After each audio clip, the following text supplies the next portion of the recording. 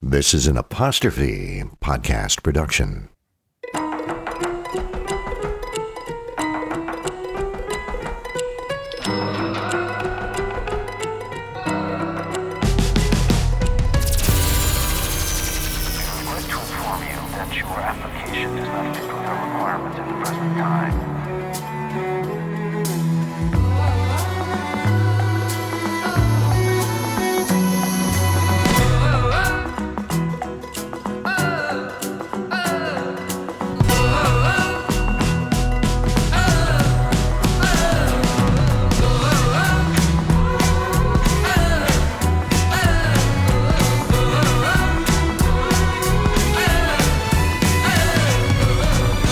This is We Regret to Inform You, the Rejection podcast. At 24, Milton Hershey had invested the first 6 years of his adult life into a business that failed. Biographer Michael D'Antonio.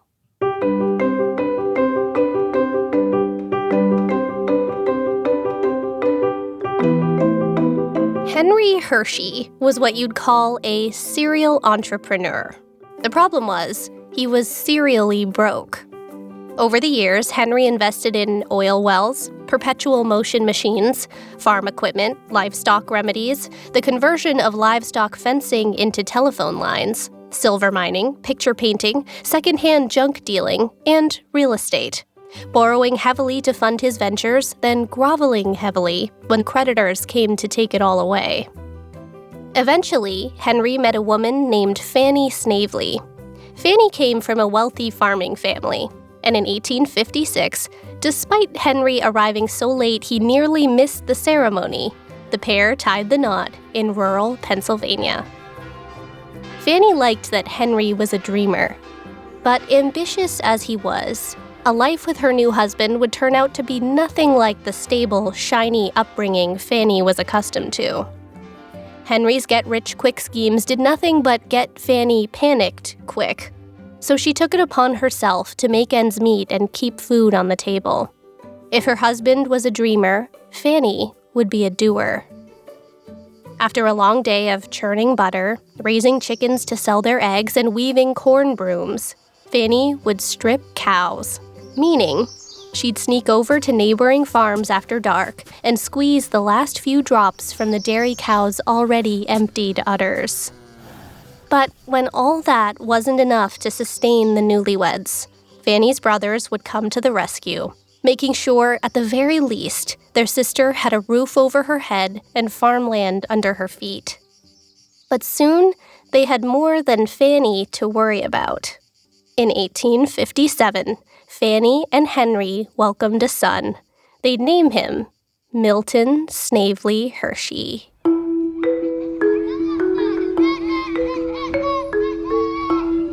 In the fall of 1862, 5-year-old Milton Hershey was enrolled at a local school in Lancaster. But as biographer Michael D'Antonio tells the story, right off the bat, young Hershey wasn't happy. He didn't like school. He had trouble reading, a fact that frustrated his father. You see, Henry had lofty aspirations for his only son.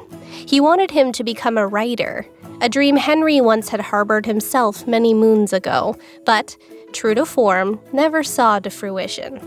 To Henry, an education was the golden ticket. To Fanny, everything one needed to know could be learned through, quote, hard work on good land. If her son became, say, a respectable farmer like her father, she'd believe him to be a success.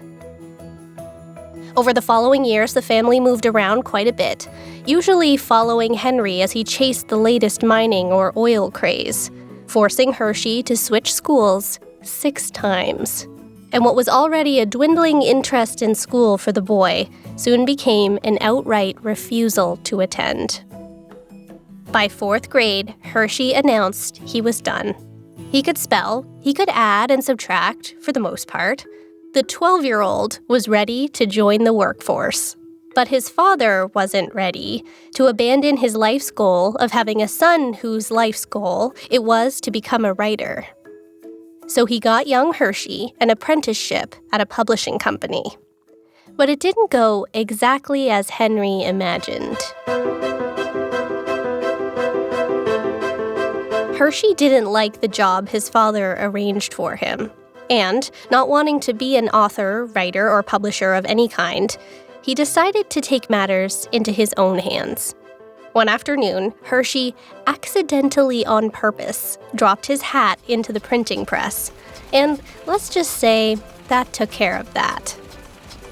His father was furious. But Hershey got another job, this time of his mom's choosing, at a confectionery called Royer's Ice Cream Parlor and Garden. There was an assortment of pastries, a variety of ice cream flavors, and there was a candy counter.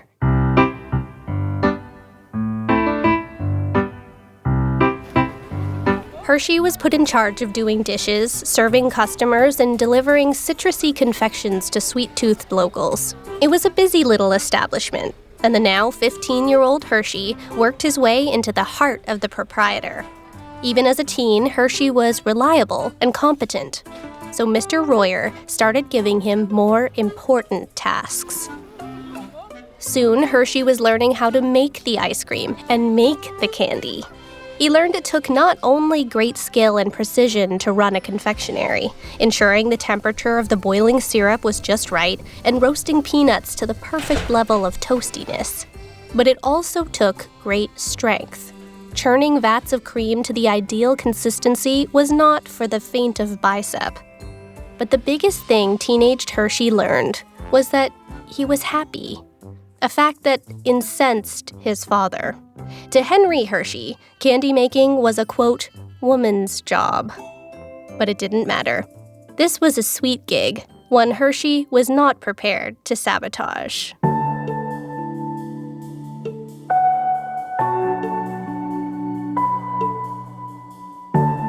Over the next 4 years, Hershey learned not only how to make candy, he learned how to sell it. Mr. Royer taught his apprentice the business of the business, about purchasing, pricing, inventory, hiring, retaining, and attracting customers. It was an invaluable education for Hershey. But eventually, Hershey turned 18 years old and found himself looking at a 5th year at the parlor. The truth was, he'd learned everything he could from Mr. Royer, so his mother, Fanny, and her sister, known to Hershey as Aunt Mattie, sat him down. Out of all the delicious treats at Royer's shop, Fanny noticed candy was by far the most profitable. It came in the most variations, plus candy maintained the longest shelf life. So, she decided it was time for her son to fly the confectionery coop. Between his father's entrepreneurial spirit, his mother's work ethic, and $150 from his Aunt Mattie, Hershey made a plan to open his very own candy store. And he knew exactly where to do it.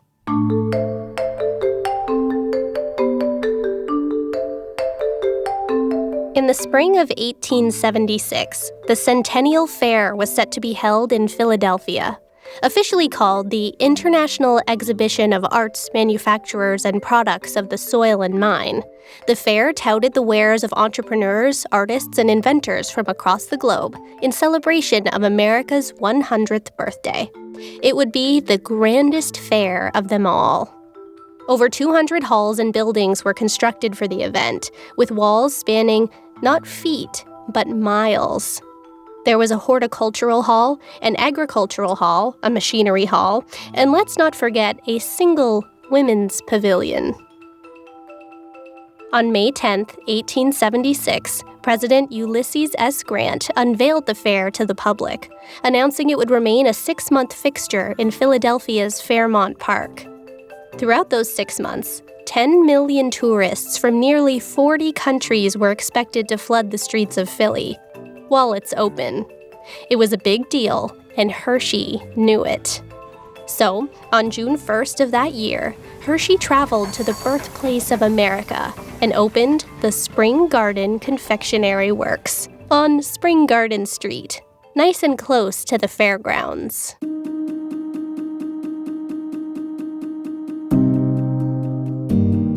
Hershey's Spring Garden Confectionery was picturesque. In the front were tables and chairs. In the basement, a stove, a copper kettle, and all the contraptions one needed to make taffy. But ever the budding businessman, Hershey knew the way into his prospective customers' hearts was through their noses.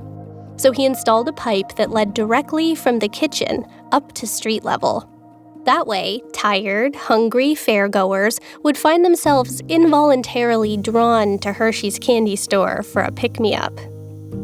Between the 2 million tourists per month visiting the fair, the 4th of July crowds, and Pennsylvania Day festivities, Hershey couldn't keep sugar on the shelves.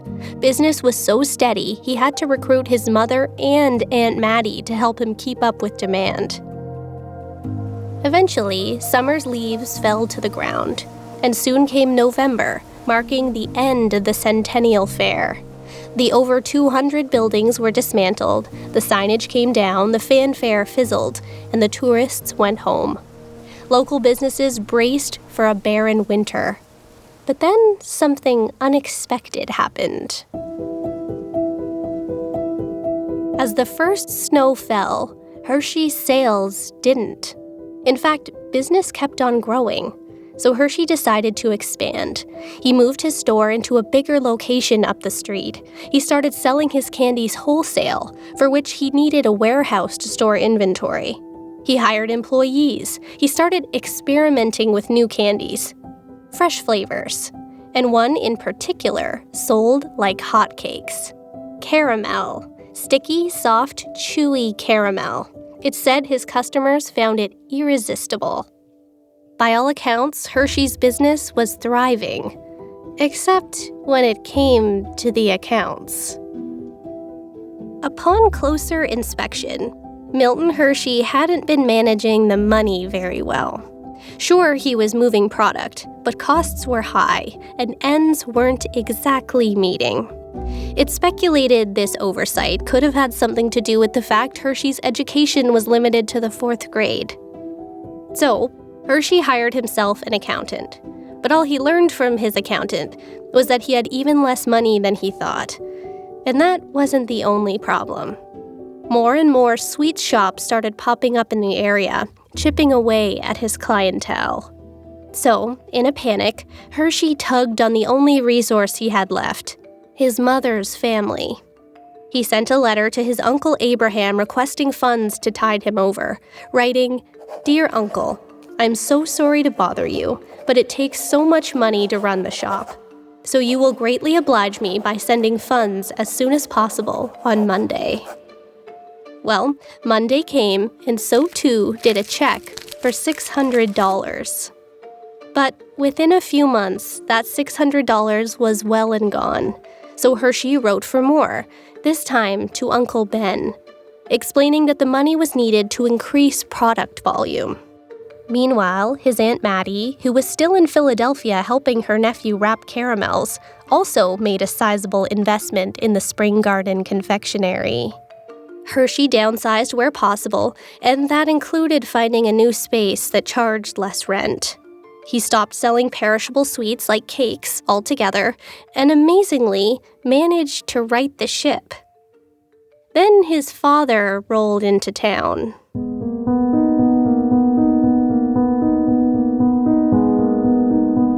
The aunts and uncles that bailed Milton Hershey out financially over the previous months were the same aunts and uncles that had routinely bailed Henry Hershey out of his various misadventures since he married their sister 20 years earlier.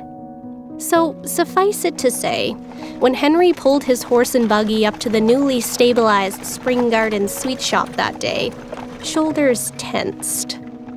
As biographer Michael D'Antonio tells the story, Henry walked in with big ideas of how his son could grow his business, not the least of which included installing display cabinets made by Henry himself. But those were merely to hold the pièce de résistance, cough drops, Henry's own brand of cough drops. Hershey's Aunt Mattie pleaded with him not to do business with his father. But alas, HH cough drops were displayed proudly on their HH cabinets in the window of Hershey's shop. Time passed, and when Henry Hershey's cough drops and cabinets didn't sell, he asked his son to buy out the remainder of the product. Against his better judgment, Milton Hershey obliged, and soon Henry and his money were long gone, in search of silver mines.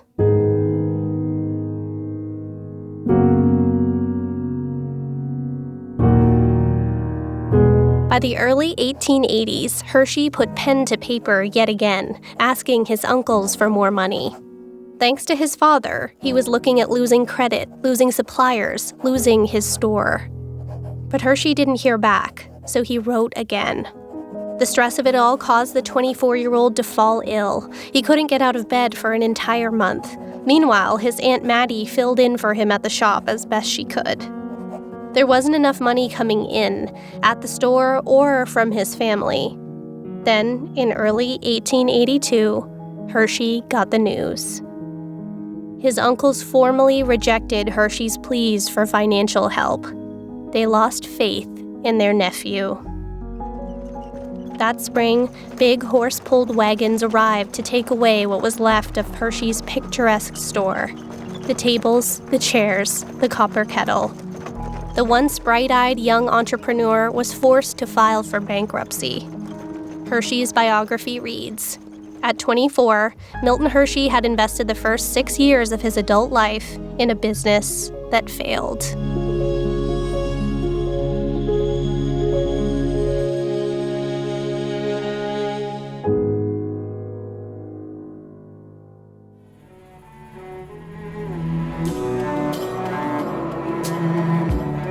Hold that thought. We'll be right back.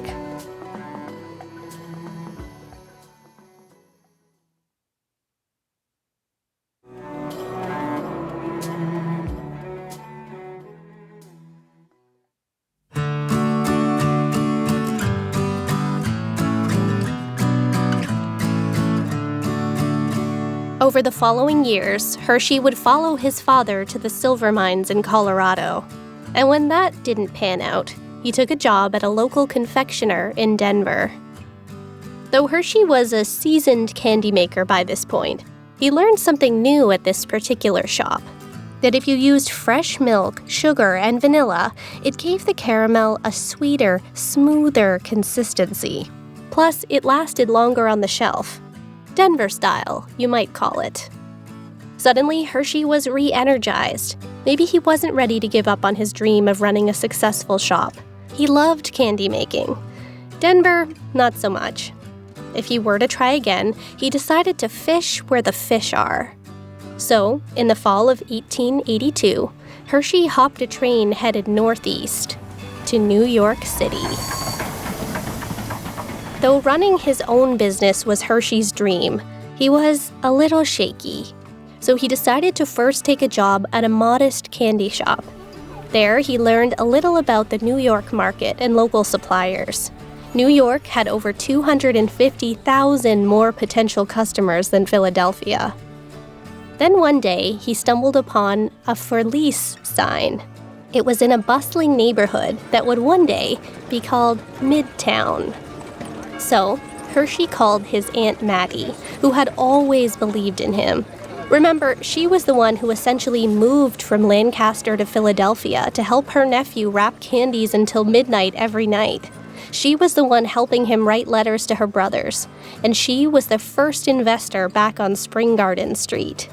She was Hershey's best bet at financing. Aunt Mattie hopped on board.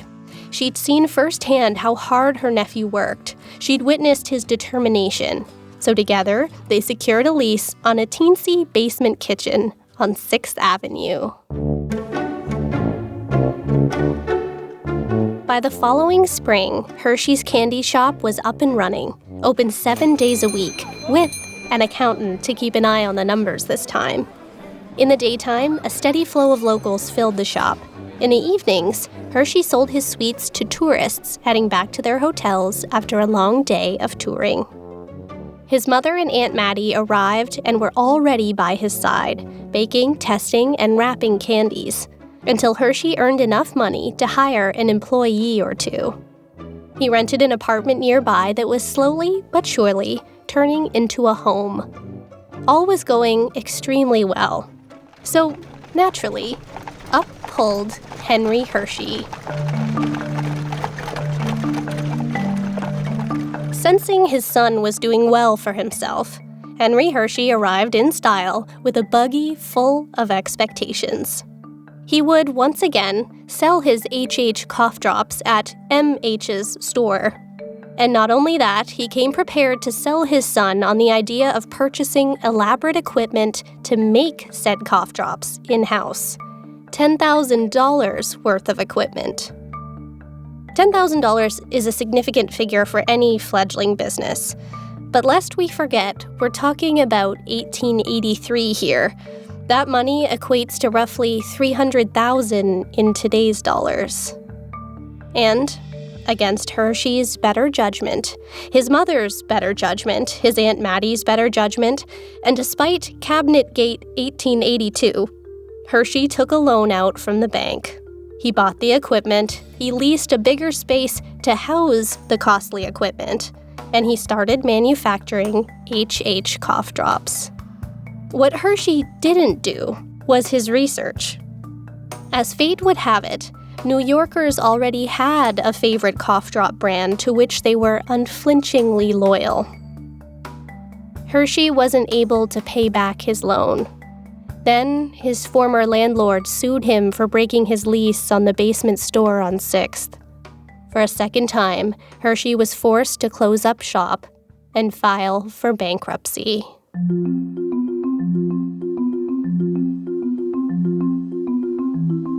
By 1886, Milton Hershey had moved back home to Lancaster, Pennsylvania.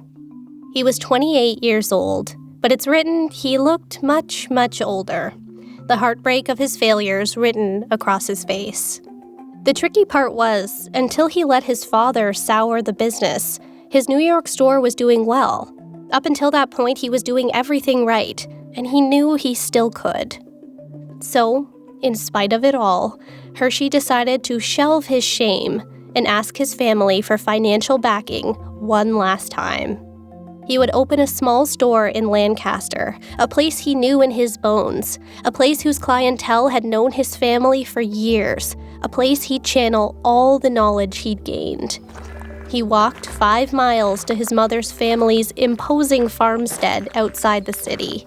He sat his aunts and uncles down and proposed his plan. Present among his aunts and uncles was Hershey's biggest ally, Aunt Mattie.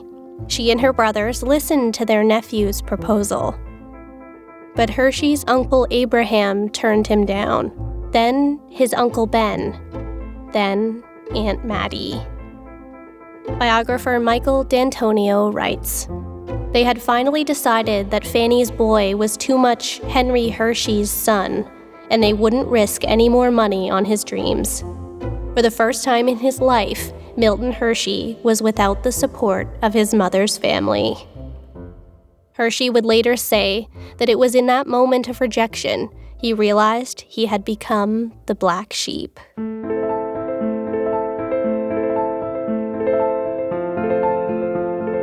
With the pennies Hershey had left, he rented a small room inside a warehouse in Lancaster, and a determined, albeit bruised, Hershey decided he wasn't ready to give up. So Hershey started making his smooth caramels and selling them from a little basket on the street.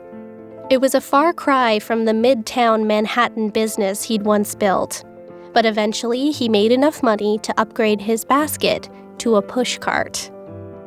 Noticing his commitment, and maybe even his humility, Hershey's biggest cheerleaders, his mother and Aunt Mattie, soon came to lend him a hand, doing what they'd done in every iteration of the young caramel maker's career.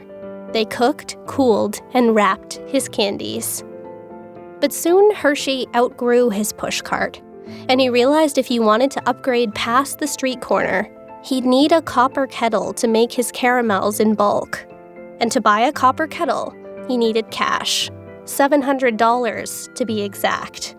So he went to the city bank, but the bank rejected Hershey outright.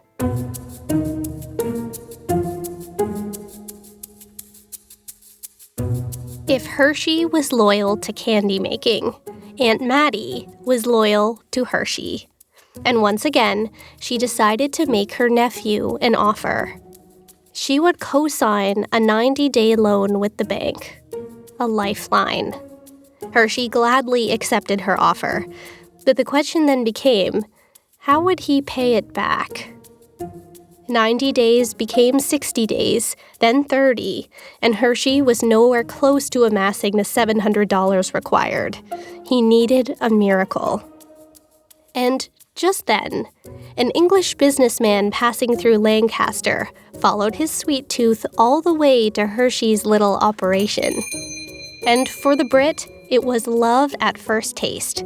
He needed to bring whatever he just tasted back home with him to England. By this point, Hershey had perfected his Denver-style caramel recipe. New customers were used to sticky, taffy-like cubes, but Hershey's were smooth. The extra milk made them sweet and buttery. And luckily, they had the shelf life to cross the pond. So, the man promptly placed a sizable order of Hershey's caramels. It would be enough to pay back Hershey's loan.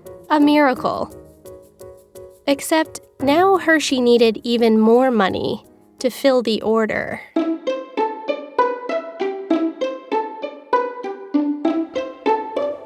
Hershey marched over to Lancaster National Bank and requested they expand his loan by $1,000, which would bring it to a grand total of $1,700. As Michael D'Antonio tells the story, it quickly became apparent to Hershey that he wasn't dealing with the top brass at the bank that day. The old-school sticklers for the rules must have been out to lunch. Instead, he got a young bank teller, one with a more elastic approach to loan criteria. When said young bank teller figured Hershey wasn't an ideal candidate for a loan, Hershey asked if he'd humor him and walk down the street to take a look at his operation. Hershey warned him it wasn't much, but his business depended on this money.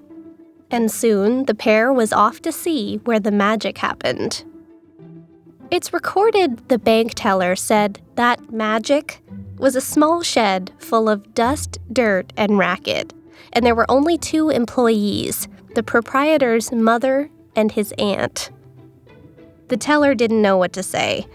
So before he left, he told Hershey to meet him at the bank the next day. Promptly the next morning, Hershey arrived at the bank, where the teller had been pacing the floor. He told Hershey he'd come to a decision.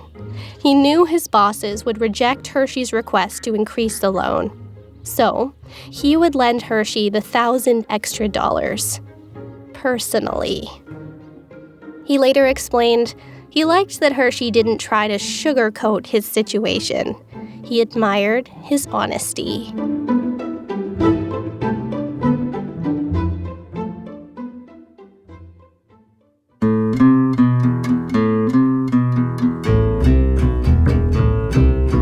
In order to get the order to England, it needed to be prepared quick enough that it would arrive on time, despite the 7-day journey across the Atlantic. And, after arriving, they had to still factor in extra time for the customer's check to then make its way back across the pond to Lancaster, all before Hershey's loan came due. So Hershey, Fanny, and Aunt Mattie worked tirelessly to get the wholesale order filled, a near impossible task without the elaborate equipment of his prior stores. So Hershey hired extra help, putting himself even further into debt. The team worked day and night, cooking, cooling, and testing batches to perfection. Then, when Hershey was satisfied with the quality, wrapping, boxing, and sending them off to a mammoth steamship. Then, all they could do was wait.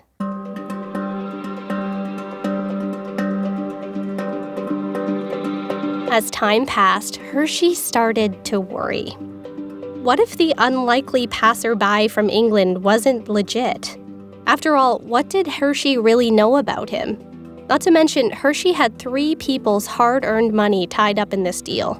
Aunt Mattie's, the bank teller's, and his own.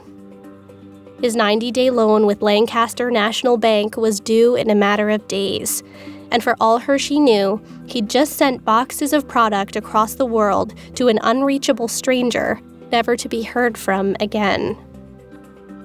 But just when all hope felt lost, a letter came in the mail addressed to one Milton Hershey, and inside was a check in British pounds. Hershey was able to pay off every dollar of his debt on time. And that's not all. The client was so happy with the quality and timeliness of his order, he requested to become a regular customer, placing an indefinite order on wholesale caramels. And with that, Hershey had a bona fide business. He called it the Lancaster Caramel Company.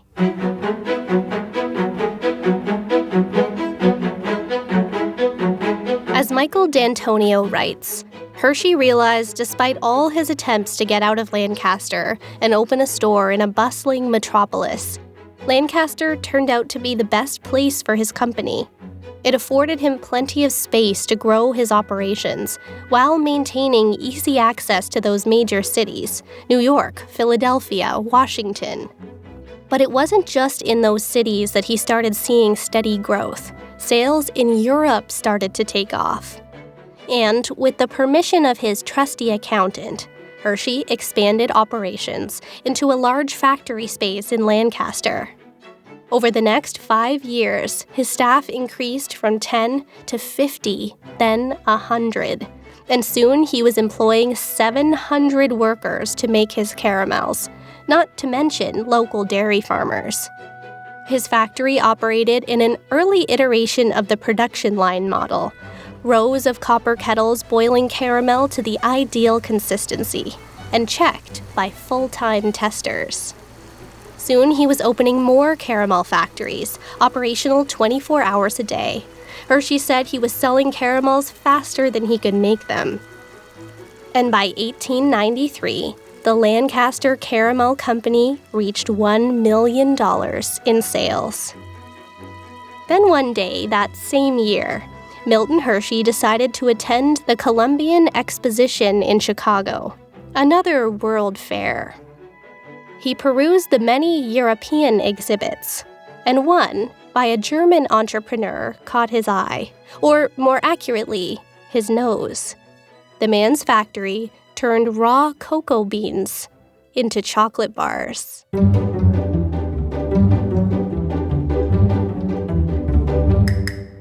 What Hershey didn't know was that in Europe, chocolate was huge. And that's when he had an epiphany. Caramels were too rich to eat every day. They were more of a treat. But chocolate could be enjoyed anytime. In the late 19th century, chocolate was considered a luxury by North American standards. But Hershey saw no good reason it couldn't be accessible to the masses. In 1894, Milton Hershey founded a subsidiary of the Lancaster Caramel Company called the Hershey Chocolate Company. And for 2 full years, he experimented, determined to create his own unique formula in secret. Meanwhile, the caramel market experienced a marked decline in sales. But Hershey wasn't surprised, nor was he concerned. Chocolate was the next big thing. More specifically, milk chocolate. And milk was Hershey's specialty. In fact, Hershey was so specific about his milk, he bought his own dairy farm to have full control over what his cows ate and drank to produce the best-tasting milk. He even hired watchmen to guard his dairy cows from rival spies. And in the year 1900, Hershey sold the Lancaster Caramel Company for $1 million. That same year, he sold his first chocolate bar.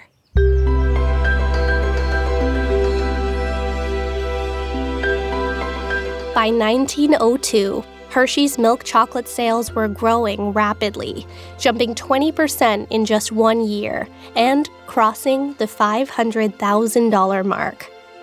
By 1904, Hershey's chocolate sales topped $1 million, and Hershey began constructing a mammoth factory to make his chocolate bars, employing hundreds of local townsmen. By 1905, Hershey purchased 1,200 acres of land near Lancaster and began constructing an entire community surrounding his factory for his workers, complete with homes, parks, public transportation, schools, and an orphanage. A utopian town that would become known as Hershey, Pennsylvania. By 1906, Hershey's 5-cent chocolate bars became not only the best-selling chocolate in the country, but the Confectioner's Journal wrote, "There's more of Hershey's milk chocolate sold than all other domestic brands combined." By 1912, sales reached $5 million, then $10 million, then $20. By 1944, sales reached $80 million. And the following year, Milton Hershey passed away. He was 88 years old.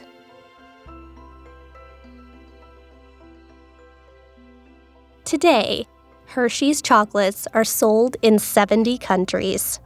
The Hershey Company is the largest manufacturer of chocolate in North America, employing nearly 20,000 people, producing 70 million Hershey Kisses per day, with over 90 brands under its giant chocolate umbrella. You can find Hershey's headquarters located at 19 East Chocolate Avenue, Hershey, Pennsylvania, mere miles from the farmland where Fanny Snavely Hershey once stripped her neighbor's dairy cows to feed her family. Knowing firsthand how it felt to grow up underprivileged, Hershey set up a school in his town before he passed, offering free tuition to all students. But Hershey also set up a trust in its name, ensuring the Hershey Company fund the school in perpetuity. The Milton Hershey School remains an 80% shareholder in the Hershey empire to this day. And as of this writing, the brand started by a man who filed for bankruptcy twice, lost the faith of his family, was turned down by bankers, and told by his father that candy making was beneath him, is worth exactly $50.7 billion US dollars. Pretty sweet.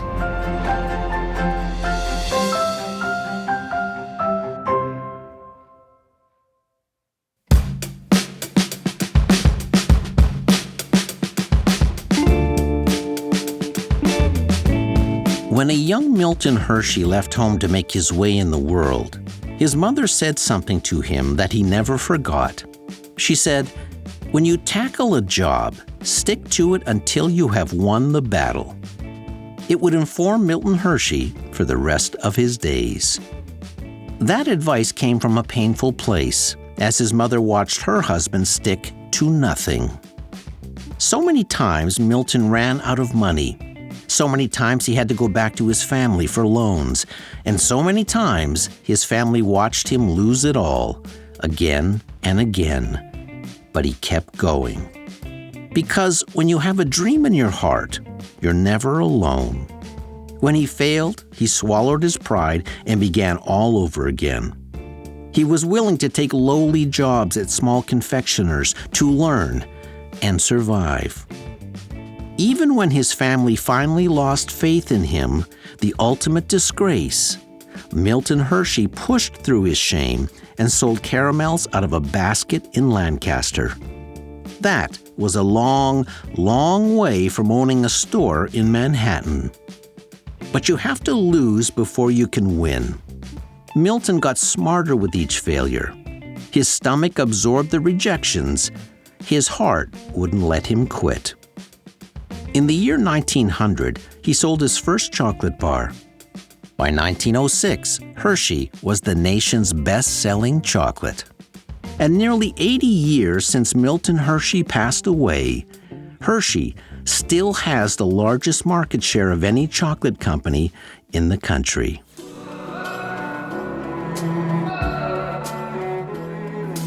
Milton Hershey tasted a lot of failure before he ever tasted success. He once said, "You must have a reasonable optimism. It's the force that makes the world go round." True words. Optimism isn't a yearning, it is a force. Because so many times, the key isn't to start, it's to start over. Never, ever give up.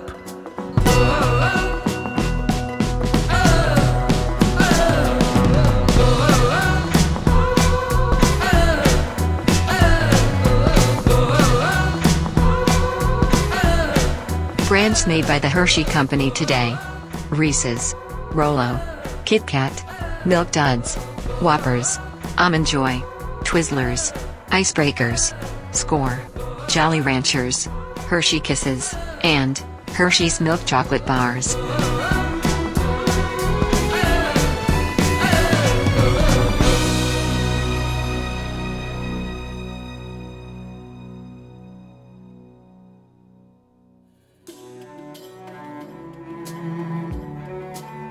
The Rejection podcast is an Apostrophe podcast production and is recorded in our Airstream mobile recording studio.